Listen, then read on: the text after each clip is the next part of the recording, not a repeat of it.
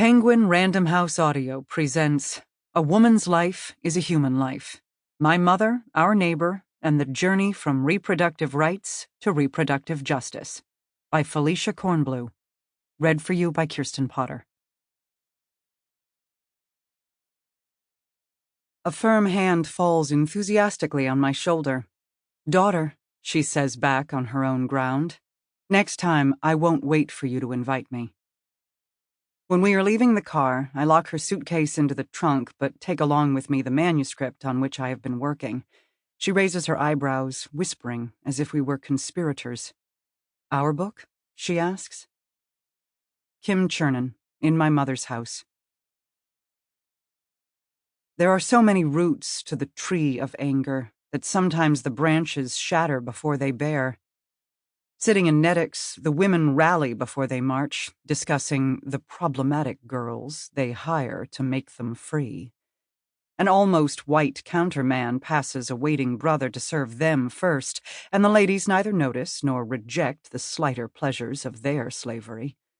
But I, who am bound by my mirror as well as my bed, see causes in color as well as sex, and sit here wondering, which me will survive all these liberations? Audre Lorde, Who Said It Was Simple?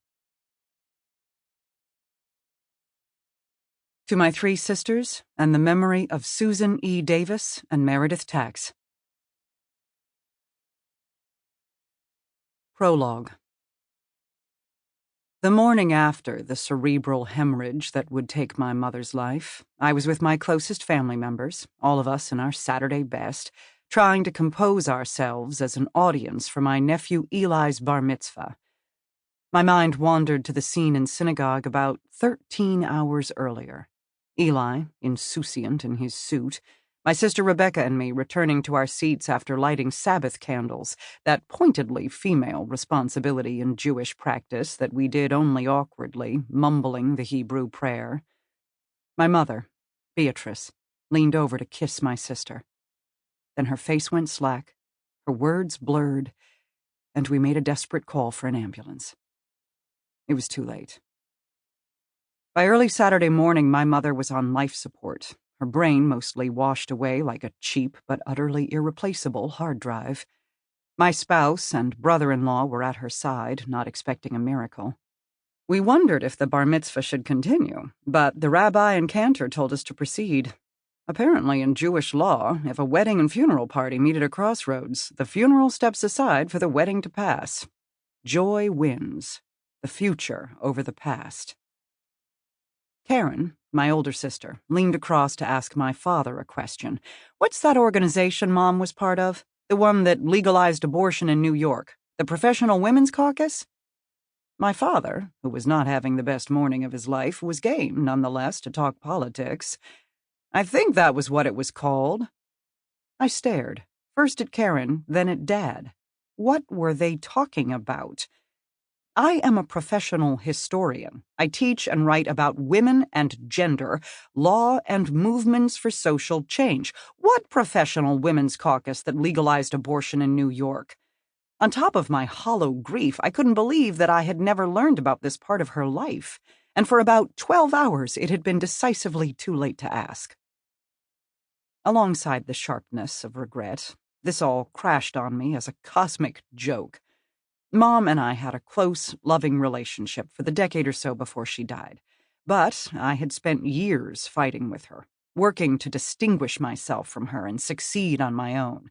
Cosmic joke, yes, and my mother's last laugh.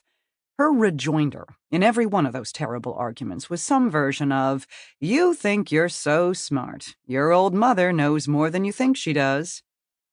Well, she got that right. The conversation my sister Karen started that morning in synagogue set this project in motion.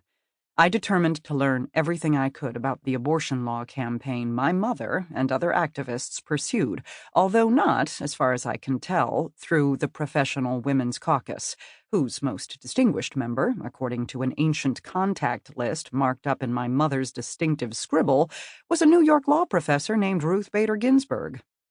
I learned that the leaders in this campaign were the National Organization for Women, NOW, Planned Parenthood, the National Association for the Repeal of Abortion Laws, NARAL, today NARAL Pro-Choice America, and, at the very end of the 1960s, smaller groups from the self-named radical wing of the women's movement. I learned that New York was the national leader in liberalizing abortion law, leapfrogging over other states and setting the stage for the Supreme Court to act in Roe v. Wade. And I learned that this was, in fact, the real story of how abortion ceased to be a crime in the United States. Not a march through the federal courts by well-trained lawyers making erudite arguments, but a contested call and response between grassroots activists and officials at the local and state levels, who were for over 100 years the ones who made public policy on abortion. Only at the end of a long process of change did activist lawyers take to the federal courts and advocate before the U.S. Supreme Court. As I studied the history of reproductive rights, I stumbled onto the story of a second woman I knew, my family's neighbor for nearly a decade on the other side of the hall in our Manhattan high-rise, Dr. Helen Rodríguez-Trías. Rodríguez-Trías was an effective activist, a female Puerto Rican physician at a time when that made her an extreme outlier, and eventually the first Latina head of the American Public Health Association, APHA. She represented APHA at a historic United Nations conference in Egypt that repudiated post-World War II policies of population control, which tried to entice or coerce poor people into having fewer children as a way to reduce their poverty, while not endorsing other policies that could reduce poverty right away. She built the foundation for this work in New York in the 1970s when she co-founded the Committee to End Sterilization Abuse, CESA. Dr. Helen Rodríguez-Trías saw sterilization abuse as an invidious form of population control that was happening every day in the United States, targeting Puerto Ricans, who were U.S. colonial subjects, as well as Black women, Latinas, and Native Americans on the U.S. mainland. Women's health, she argued, was endangered most of all by poverty, violence, joblessness, homelessness, lack of control over our lives or those of our children. A political agenda that included legal abortion and birth control, which let people refrain from having children but didn't enable people to have children and raise them safely, was necessary but incomplete. Rodríguez-Trías and the organizations she founded or inspired are nearly absent from scholarship and journalism about American history. The more I learned about Dr. Rodríguez-Trías, the more I saw her story as a complement to the one my mother led me to about how abortion in America ceased to be a crime. That's because of who I am. From the profile of my interests, feminism, activism, law, it's pretty obvious that my apple did not fall far from the maternal tree. But after it fell, it rolled a few feet away.